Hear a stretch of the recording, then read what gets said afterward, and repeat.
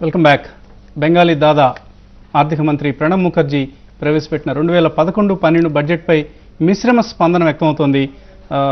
Budget ప్రధాన అంశాలను ఒకసారి గమనిస్తే ఎక్సైజ్ డ్యూటీని రోల్ బ్యాక్ చేస్తారంటున్నారు, రోల్ బ్యాక్ చేయలేదు, 10% వద్దే ఉంచారు. అలాగే పర్సనల్ ఇన్కమ్ ట్యాక్స్ సంబంధించి లిమిట్ను 1.6 లక్షల నుంచి 1.8 లక్షలకు పెంచడం జరిగింది. అంటే 2,000 రూపాయలు ఎస్పెషల్లీ శాలరీడ్ క్లాస్కి బెనిఫిట్ కలుగుతుంది. అలాగే సీనియర్ సిటిజన్స్లో 60 నుంచి 80 సంవత్సరాల లోపు వ్యక్తులకు 2.5 లక్షల రూపాయల వరకు ఎటువంటి ఆదాయం పన్ను విధించడం లేదు. అలాగే ఏటీఎస్ దాటిన వాళ్ళకి మాత్రం 5 లక్షల రూపాయల ఆదాయం వరకు ఎటువంటి పన్ను విధించడం లేదు.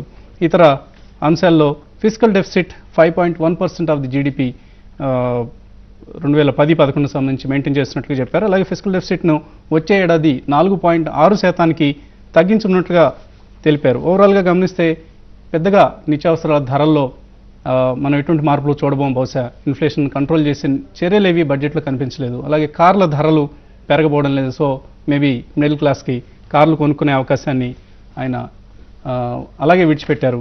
సో బడ్జెట్ సంబంధించిన మిగతా అంశాలపై ప్రస్తుతం అంతా మాట్లాడేందుకు ఎనలిస్ట్ నాగేశ్వర్ గారు, ఎమ్మెల్సీ నాగేశ్వర్ గారు సిద్ధంగా ఉన్నారు. అలాగే పీబీఈఎల్ తరఫున ఆనంద్ రెడ్డి గారు, Ramesh Loknathan progress software development company తరఫున vice president products and centre head, అలాగే రవిప్రసాద్ గారు వైస్ ప్రెసిడెంట్ కోరమాండల్ ఇంటర్నేషనల్ సిద్ధంగా ఉన్నారు. సో ముందుగా నాగేశ్వర్ గారు, బడ్జెట్కి సంబంధించి మిశ్రమ స్పందన వ్యక్తం అవుతుంది. పరిశ్రమ వర్గాలు కొంత సంతోషం వ్యక్తం చేస్తున్నాయి. అలాగే ఇందాక చెంగల్ రెడ్డి గారు, రైతు సంఘాల సమాఖ్య అధ్యక్షులు, ఆయన కూడా బడ్జెట్ బాగానే ఉంది అన్నట్లుగానే చెప్తున్నారు. అంటే ఇప్పుడు పరిశ్రమ వర్గాలు నార్మల్గా ఎప్పుడు ఏ బడ్జెట్ను కూడా తీవ్రంగా విమర్శించవు. మీరు గతంలో మొత్తం 50 బడ్జెట్లు చూడండి, ఈ బడ్జెట్ దుర్మార్గమైందని ఏ పరిశ్రమ వర్గం అనదు. అది దాని స్వభావం కూడా కాదు, మనం ఎక్స్పెక్ట్ కూడా చేయకూడదు. ఎందుకంటే ప్రభుత్వంతో ఘర్షణ ఏ పారిశ్రామిక వర్గం పెట్టుకోవాలని ఆశించడం కూడా కరెక్ట్ కాదు. అందువల్ల ఆ స్పందన మనం గీట్రాగా తీసుకోవద్దు. ఇప్పుడు ఇందులో ఫస్ట్ బడ్జెట్ అనేది ఒక ఎకనామిక్ ఇన్స్ట్రుమెంట్. మీరు జనంలోకి వెళ్ళి ప్రజల దగ్గరికి వెళ్ళి మీ కన్సర్న్ ఏంటి అని అడగండి. ధరలు పెరుగుతున్నాయి అంటారు, మీరు కూడా ఇంతకుముందు చెప్పారు. ధరలు పెరగడానికి ఏమైనా చేశారా? ఏం చేశాడంటే 300 కోట్లతో పప్పు దినుసులు ఉత్పత్తి చేస్తానని అంటున్నాడు. అంటే ఇప్పుడు ఎవరైనా మీ టీచర్ దగ్గరికి వెళ్ళి మా పిల్లవాడు మ్యాథ్స్లో వీక్ ఉన్నాడు సార్, కొద్దిగా చదువు చెప్తారా అంటే మ్యాథ్స్ టీచింగ్ పైన రీసెర్చ్కు నేను ప్రయత్నం చేస్తాను అన్నట్టున్నది. ఇది ఏమైనా అర్థం ఉందా? ఇప్పుడు ఉత్పత్తి ఎప్పుడు పెరుగుతుంది, ఎప్పుడు వస్తుంది? ఇమీడియట్గా ధరలు తగ్గడానికి ఎలాంటి చర్యలు ఆర్థిక మంత్రి చేశానని కూడా చెప్పుకోలే. పోనీ చేయకపోవడం తర్వాత సంగతి, కనీసం చెప్పుకున్నాడా అది కూడా లేదు. నేను ఇంకో ఈ చర్యల ద్వారా ధరలు తగ్గిస్తానని చెప్పలేదు. రెండవది, పెట్రోలియం ఉత్పత్తుల్ని టాక్సేషన్ను ప్రపంచంలో అత్యధికంగా పన్నులు వేస్తున్నటువంటి దేశం భారతదేశం. ప్రతి 100 రూపాయలు మనం పెట్రోల్ కడితే 57 రూపాయల దాకా పన్ను వేస్తున్నాం. ఇది 2005లో parliamentary standing committee and petroleum prices, Congress నాయకులైన జనార్దన్ రెడ్డి నాయకత్వం ఉన్న కమిటీ ఇది. ఆ కమిటీ సూచించింది ఏంటంటే మీరు ప్రైస్ స్టెబిలైజేషన్ ఫండ్ పెట్టండి, ఇలా వొలటాలిటీ ఉంటుంది గ్లోబల్ క్రూడ్ ప్రైసెస్లో, దాని నుంచి కన్స్యూమర్స్ని రక్షించాలి అని చెప్పారు. అలాగే రీస్ట్రక్చరింగ్ ఆఫ్ ద టాక్సేషన్, 2 లక్షల కోట్లకు పైగా కేంద్ర రాష్ట్ర ప్రభుత్వాలు పెట్రోలియం ఉత్పత్తుల నుంచి పన్నులు వసూలు చేస్తున్నాయి. ఇది సరైనది కాదు, దీన్ని రీస్ట్రక్చర్ చేయని చెప్పారు. ఇందులో ఆ ఒక్క మాట కూడా చెప్పలేదు. 24% ప్రభుత్వ ఆదాయం పెరిగిందని చెప్పారు, కానీ ప్రభుత్వ వ్యయం 13% పెరిగింది. అంటే మిగతా 11% ఎటువైపు పోతుంది? రాయితీలుగా రకరకాల రైతులు పోతుంది. మీరు కార్పొరేట్ రంగానికి సర్ఛార్జ్ను 7.5% నుంచి 5% తగ్గించాడు. ఎందుకంటే ఇన్సెంటివ్ ఇస్తామంటున్నారు. ఓకే, మరి ఇన్సెంటివ్ ఎవరికి ఇవ్వాలి? ఉత్పత్తిదారునికి ఇన్సెంటివ్ ఇవ్వడం ద్వారా ఆర్థిక వ్యవస్థలో ఇంపిటస్ వస్తుందా? కొనుగోలుదారుకి ఇంపిటస్, మీరు రక్షణ కల్పిస్తే ఇంపిటస్ వస్తుందా? ఇవాళ వ్యక్తిగత ఆదాయ పన్ను 1,60,000 నుంచి 1,80,000 పెంచారు. 20,000 రూపాయలు ద్రవ్యోల్బణం అంటే 10% పైన పెరిగింది అంతే. ఇవాళ ద్రవ్యోల్బణం పరిగణలోకి తీసుకుంటున్నా, పెరుగుతున్న వేతనాలతో పరిగణలోకి తీసుకుంటే ఇది నెగ్లిజిబుల్. అసలు అది ఇవ్వనట్టే లెక్క. ఎవరికి ఇచ్చారు? 80 ఏళ్ల పైగా ఉన్నటువంటి వృద్ధులకు ఇచ్చామన్నారు. సామాన్య కుటుంబాల్లో 80 ఏళ్ల పైన ఉన్న వృద్ధుడు ఆదాయ పన్ను కట్టే శక్తి ఉంటుందా? మీరే చెప్పండి. మీ ఫాదర్కు ఉందా? మా ఫాదర్కు ఉందా? ఏమన్నా అర్థం ఉంటుంది? ఒక బడా పారిశ్రామికవేత్తల కుటుంబాల్లో పుట్టి బడా సంపన్న వర్గాలు ఆస్తిపరుల కుటుంబాల్లో ఉన్న వారికి 80 ఏళ్ల పైన వాళ్ళకు కొంత ఆదాయం ఉంటుంది. ఒక సామాన్య కుటుంబంలో 40 ఏళ్ళలోనికి ఆదాయం లేదని వాడు బాధపడుతుంటే 80 ఏళ్ళకి ఆదాయ పన్ను రాయితీ ఇస్తానంటే ఏమన్నా అర్థం ఉందా? మీరు నల్లధనం మీద ఇంత చర్చ జరుగుతుంది. నల్లధనం ఎలా తగ్గాలి? సామాన్యుడు ఆదాయం పెరిగితే ఎప్పుడూ నల్లధనం పెరగదండి. మీరు ఒక ప్రభుత్వ ఉద్యోగం ఒక 5,000 నెలకు 15,000 ఉద్యోగం తెచ్చుకుంటున్నావు, రిక్షా తొక్కేవాడు, ఒక ఆటో నడిపేవాడికి ఆదాయం పెంచండి, అది నల్లధనం కాదు. ఒక రైతుకు ఆదాయం పెరిగితే స్విస్ బ్యాంకులో దాచుకోడు. మరి వాళ్ళ ఆదాయాన్ని పెంచాలి, వాళ్ళ సేవింగ్స్ పెంచాలి. ఒక మధ్యతరగతి నువ్వు ఇన్కమ్ ట్యాక్స్లో ఇంకొంత రైతు ఇచ్చావు అనుకోండి, అది తీసుకుపోయి స్విస్ బ్యాంక్లో అకౌంట్ ఓపెన్ చేసుకుంటాడా?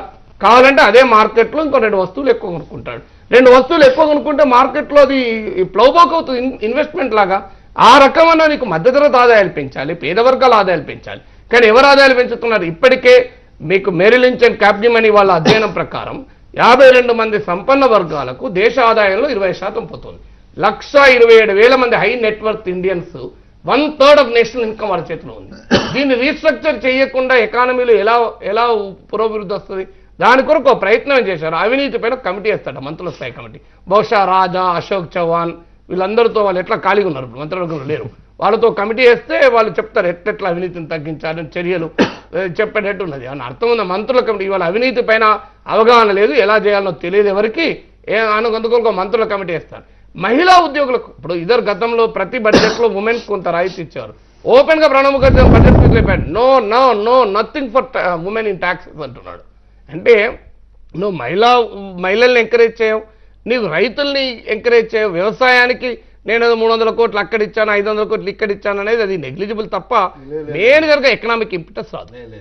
500 కోట్లు 300 కోట్లు మాత్రం చేయలేదు ఆయన. మీరు పూర్తిగా అంటే ఒక బడ్జెట్ అనేది ఒక డైరెక్షన్ ఫర్ ఎకనామిక్ ప్రాస్పరిటీ, దానికని తీసుకోవాలి మనం. ప్రాస్పరిటీ కాదు, economic distribution. That can be your view, but the budget is an accounting document to bring about an economic distribution of wealth. దానికి ప్రప్రథమంగా ఆయన ఏం చేశాడు, ఈరోజు భారతదేశంలో ఇంత పప్పు దినుసులు కానీ లేకపోతే ఆహార ధాన్యాలు ఉత్పత్తి అవుతున్నాయి. 230 మిలియన్ మెట్రిక్ టన్నులు మాత్రమే ఉత్పత్తి అవుతోంది. జనాభా పెరుగుతున్నాయి. ది స్ప్రెడ్ ఆఫ్ ఈటింగ్ అంటే ఒకప్పుడు కోర్స్ గ్రెయిన్స్ జొన్నలు మొక్కలు తినే వ్యక్తులు ఈసారి వీట్ మేజ్కి వచ్చేసారు. దాని గురించి మనం కాపాడుకోవాలంటే మన ఆర్థిక పరిస్థితి రోజుకు రోజు మెరుగుపడుతోంది. 8.5 to 9% యాన్యువల్ జీడిపి. ఇది వెనకాల పెట్టుకొని మన భారతదేశంలో మట్టి కానీ లేకపోతే అగ్రికల్చర్ చేసే విధానంలో మార్పు తీసుకురావాలంటే పండించేవాడికి కొనుక్కునేవాడికి ఒక బెనిఫిట్ ఆఫ్ ఎక్స్ట్రా ప్రొడక్షన్ రావాలండి. ఈరోజు మీరు చెప్పినట్టే ఉల్లిగడ్డలు 2 రూపాయలకు వచ్చేసాయి, రైతుకు 2 రూపాయల కంటే పెరగట్లేదు. అలాగే సిటీలో ఉన్న కన్జ్యూమర్కి 80 రూపాయలకి కొనుక్కోవాల్సిన దురావస్థ పట్టింది. ఎందుకు పట్టిందండి? మధ్యలో ఉన్న ఈ దళారులు 7 సెక్టార్స్ ఉంటారు. ఈ 7 సెక్టార్స్ 35-40% ఈ రేట్స్ పెంచుకుంటూ వెళ్ళిపోవడం వల్ల విక్రయించేవాడికి అంటే కొనుగోలు చేసేవాడికి పండించేసేవాడికి there is no what call benefit. ఈ యొక్క పాత్రని ఆయన దృష్టిలో పెట్టుకొని ప్రప్రథమంగా బడ్జెట్ మీటింగ్ స్టార్ట్ అయ్యే ముందరే ఆయన హీ మేడ్ అనౌన్స్మెంట్. అంటే ఈ సంవత్సరం పాలు లేకపోతే ఫ్రూట్స్ కానీ లేకపోతే మెయిజ్ కానీ లేకపోతే మిగతా ఆనియన్స్ కానీ ఈ రేట్స్ పెరిగిపోయినాయి. పెరిగిపోవడం వల్ల వీటిని మనం ఒక సామాన్య మానవుడికి లబ్ధి పొందే విధానంలో చూడాలంటే we should get into practised distribution of material. Agriculture market committee yards మీద ఈరోజు తూర్పుగోదావరి జిల్లాలో ఒక రైతు బలానా పంట పండిస్తున్నారంటే 7 రకాల ఇంటర్మీడియట్స్ మీరు చెప్పిన 7 రకాల ఇంటర్మీడియట్స్ వ్యవస్థని తగ్గించే ప్రయత్నం అంటే ఆయన అడ్రస్ చేశాడు in the final print of the budget how he is going to address that agriculture market yard committee act disintermediation of this 7 or 8 people who are actually adding value to the price but not to the quality. దీని గురించి ఆయన ఒక ప్రతిపాదన సూచించారు. బహుశా by evening when you are able to get hold of the greater details of his because NBS and urea అని మీరు చెప్పారు. ఎన్బిఎస్ అండ్ యూరియా మీద తిరిగి మనం ఈ చర్చలోకి డీప్ గా వెళ్ళబోయే ముందు ఇంకా ఇద్దరు ప్రతినిధులు వారి వర్షాలు వినిపించాల్సి ఉంది. ఒకటే క్వశ్చన్ అడుగుతున్నా. 2009-10లో దేశంలో ఆహార ధాన్యాల ఉత్పత్తి 218 మిలియన్ టన్నులు, 2010-11లో 234 మిలియన్ టన్నులు, 16 మిలియన్ టన్నుల ఆహార ధాన్యాల ఉత్పత్తి పెరిగింది. ధరలు తగ్గినాయండి? మీరే చెప్పండి. అదే చెప్పాను కదండి మీకు. తగ్గడానికి బడ్జెట్ లో మీకు ఉత్పత్తి పెంచుతా అంటున్నారు, ధరలు తగ్గిస్తా అంటలేదు. మీకు ధరలు వ్యవస్థకేను ఉత్పత్తికి ఎక్కడ కనెక్షన్ ఉండదండి. నేను చెప్పేది అదే సెంట్రల్ పార్ట్. మీరు ఉత్పత్తి పెంచుతా అంటున్నారు తప్ప. Point well taken. So software side నుంచి ప్రోగ్రెస్ సాఫ్ట్వేర్ రమేష్ లోక్నాథ్ అన్నారు. సో ఐటీ ఇండస్ట్రీకి ఈ బడ్జెట్లో ఏంటి మీకు ఎస్టీపీఐ ఎగ్జామ్షన్ని ఎస్టీపీఐ స్కీమ్ని పొడిగించడం జరిగింది. చేస్తారా? ఇది అనౌన్స్ చేయలేదు కదా, చేశారా? జరిగిందా అంటున్నాను. లేదు, అంటే అట్లీస్ట్ ఇంకా ఫుల్ రిపోర్ట్ చూడాలి. ఆయన స్పీచ్లో అయితే మాత్రం లేదు తప్పకుండా. ఓకే. అది మాత్రం కొంచెం డిసప్పాయింటింగ్ గానే ఉంది. ఎందుకంటే ఇప్పుడు రికవరీ అవుతా ఉంది, సైన్స్ ఉన్నాయి, కానీ ఇంకా ఒక 1 year కొంచెం ఎక్స్టెన్షన్ ఇచ్చుంటే బాగుండేది. అంటే ఫ్యూచర్ ప్రూఫింగ్ కింద. ఇప్పుడు అందరూ గ్రోత్ కాబట్టి ఇన్వెస్ట్ చేయాలి. ఇప్పుడు ప్రాఫిటబిలిటీ తగ్గితే కొద్దిగా ఇన్వెస్ట్మెంట్ తగ్గుతుంది ఇంకా. అంటే రీసెంట్ గా మనం గమనిస్తున్న ఐటీ కంపెనీస్ మీద కొంత ట్యాక్స్ ఫోకస్ పెరుగుతోంది. సో మీ ఇన్ఫోసిస్ లాంటి కంపెనీస్ మీద కూడా 450 crores వర్త్ ఐటీ డిమాండ్ చేయడం జరిగింది, ట్యాక్స్ డిమాండ్. సో ఇటువంటివన్నీ కూడా రాబోయేది ఐటీ ఇండస్ట్రీ గడ్డు కాలం అని అనిపిస్తుంది. నాకు అయితే ఈ ఎస్టీపీ ఎక్స్టెన్షన్ కన్నా ట్యాక్స్ రెజిమ్ క్లారిఫికేషన్ ఇంకా ఇంపార్టెంట్ అనిపిస్తుంది నాకు. ఎందుకంటే ఇప్పుడు చాలా మల్టీనేషనల్ కంపెనీస్కి ట్రాన్స్ఫర్ ప్రైసింగ్ పెద్ద ప్రాబ్లం ఉంది. ఈ మధ్య న్యూస్లో వచ్చింది. అంటే it came for non software industry as an alternate channel, abuse of channel కింద అంటే కొద్దిగా న్యూస్లో వచ్చింది. కానీ సాఫ్ట్వేర్ ఇండస్ట్రీకి అది చాలా ట్యాక్స్ ఇంపాక్ట్, అక్కడ అంబిగ్యూటీస్ చాలా ఉన్నాయి. ఇప్పుడు నాకు ఈ మిగతా కంపెనీస్ ఇన్ఫోసిస్ అవి డీటెయిల్స్ తెలియదు, కానీ చాలా అంబిగ్యూటీస్ ఉన్నాయి ఆ హోల్ రెజిమ్లో, ట్యాక్స్ రెజిమ్లో. అంటే ఇప్పుడు ఎవరు ఎస్పెషల్లీ ఐటీ ఇండస్ట్రీలో చాలా వరకు రెగ్యులేషన్స్ ఫాలో అవుతాం అన్నమాట. ఎవరు అంత విల్ఫుల్గా అంత వైలేట్ చేయరు. ఆ అంబిగ్యూటీని తీస్తే మాత్రం that will be bigger help than even extending the STP regime. చాలా అంబిగ్యూటీ ఉంది ఈ transfer pricing, the whole tax application లాస్లో. చాలా అంబిగ్యూటీస్ అయితే తప్పకుండా ఉంది. అలాగే ఆనంద్ రెడ్డి, ఇన్ఫ్రాస్ట్రక్చర్ పరిశ్రమకు సంబంధించి రకరకాల అనౌన్స్మెంట్స్ గమనించాం మనం. డెట్ ఫండ్స్ ప్రత్యేకించి ఫైనాన్సింగ్ సదుపాయం ఈజీగా అందుబాటులోకి వచ్చే విధంగా కొన్ని చర్యలు తీసుకోవడం జరిగింది. ఇన్ఫ్రాస్ట్రక్చర్ సంబంధించి డెట్ ఫండ్స్ని క్రియేట్ చేయడం కావచ్చు, 30,000 రూపాయల ట్యాక్స్ ఫ్రీ బాండ్స్ను ఐడిఎఫ్సి లాంటి కంపెనీస్ రైజ్ చేయడానికి సంబంధించి. సో ఇన్ఫ్రాకి కొంత ప్రాధాన్యం లభించినట్లుగా మీరు అనుకుంటున్నారు? సో బేసికలీ అండి ఇది infrastructure is one component of the construction industry. ఇప్పుడు బేసికలీ కన్స్ట్రక్షన్ ఇండస్ట్రీ చూసుకుంటే దేర్ ఆర్ మల్టిపుల్ వర్టికల్స్ ఉంటాయి. హౌసింగ్ అనుకోండి, tourism or hospitality or health. దీంట్లో అమాంగ్ ఆల్ ద 4-5 ఇంపార్టెంట్ వర్టికల్స్లో అండి ఒక ఇన్ఫ్రాస్ట్రక్చర్ ఒకటి బెనిఫిట్ ఉందండి. వేరే రెస్ట్ ఆఫ్ ది 4 హౌసింగ్ సంబంధించి హౌసింగ్లో మీరు డీటెయిల్స్కి వెళ్తారంటే కొద్దిగా అఫోర్డబుల్ సెగ్మెంట్ కొద్దిగా ఎంకరేజ్మెంట్లో ఉందండి. ఎందుకంటే వన్ ఇంపార్టెంట్ థింగ్ ఇది మన Rajiv Awas Yojana kinda. So the government is coming and giving certain mortgage guarantee. This was one of the a big challenge on that. In case if you want to build 2 lakhs, 3 lakhs rupees houses kattalante, banks were not coming forward for the loan. So now government is coming as a kind of a liability. So adoka basic thing. And next, even though there's a 1% of subsidy on the interest, still it's a small incentive. But even before that, and actually only from the residential point of view, we have done almost 4-5 months of effort, and we prepared a document with KPMG. We sat with through the CREDAI body, and no recommendations ఇచ్చినామండి. దాంట్లో unfortunately there's not even ఎన్నికల మీద దృష్టి పెట్టారు మీ demands ని solve చేసి. I think it's more of an I think it was more on inclusive growth లో చూస్తున్నట్టున్నారండి. That was inclusive growth is okay అండి. inclusive growth is anyway అందరం కోరుకునేది అదే. కానీ ప్రధానంగా ఫోకస్ అంతా కూడా రాబోయే బెంగాల్, కేరళ ఎలక్షన్స్ దృష్టిలో పెట్టుకుని చేసినట్లు కనిపిస్తుంది. 3 major states are the మీరు చూసుకుంటే like giving the grants to the universities in Tamil Nadu or in the West Bengal. These are the key factors. North East లో పామాయిల్ సాగుకు సంబంధించిన ప్రకటనలు కూడా ఉన్నాయి. But one interesting thing ఏంటంటే cold storage, which is also a part of a construction industry, part of a developers basically. So today, as a developer, we are building IT parks, logistics parks.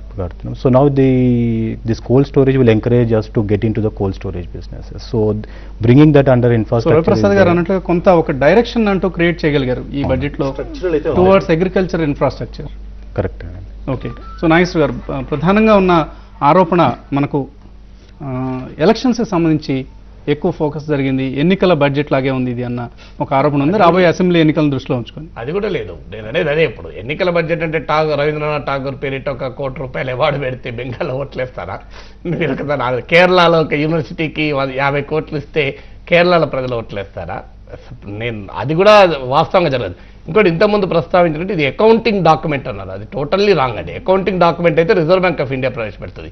ఆ భారత ప్రజలు ఎన్నుకున్న ప్రజల సభ అయిన పార్లమెంట్లో ప్రవేశపెట్టారు బడ్జెట్ను ఒక పొలిటీషియన్ ప్రవేశపెట్టారు. ఒక ఎకనామిక్ ఎక్స్పర్ట్ లేక చార్టెడ్ అకౌంటెంట్ సొసైటీ హెడ్లు మొత్తం అకౌంటెంట్ దగ్గర తయారు చేసింది కింద వాళ్ళే ఎవరు చేసినా it's a political document. Budget is a political document, it's not an accounting document at all. ఎందుకంటే అకౌంటింగ్ డాక్యుమెంట్ కానే కాదు, ఇట్స్ ఎ పొలిటికల్ డాక్యుమెంట్. ఒక ఆర్థిక వైద్యుడిగా ఎకనామిక్ ఇల్స్ ఏంటి, ప్రజలు ఎదుర్కొంటున్న సమస్యలకు పరిష్కారాలు చూపాలి తప్ప ఈడ 100 కోట్లు ఉన్నాయి, ఆడ 120 కోట్లు ఉన్నాయంటే it doesn't carry any conviction. ఇప్పుడు ఎన్ని కోట్లు ఉన్నాయి అనేది అది బిజినెస్ తప్ప ప్రజాసేవ కాదు. అందువల్ల బిజినెస్ కూడా ప్రజాసేవ ఉండాలి. అందువల్ల economic document it's a political document. Budget దీని ద్వారా ఒక ఇన్స్ట్రుమెంట్ ప్రజల్లో సమాజంలో ఉన్నటువంటి ప్రజానీకానికి మెజార్టీ ప్రజానీకానికి ఉపశమనం కలిగించేటువంటి ఒక ఇన్స్ట్రుమెంట్ ఇది. It is not an accounting document. Okay Nagesh గారు. అలాగే ప్రస్తుతం హైదరాబాద్ కాకతీయ హోటల్ నుంచి కాన్ఫెడరేషన్ ఆఫ్ ఇండియన్ ఇండస్ట్రీ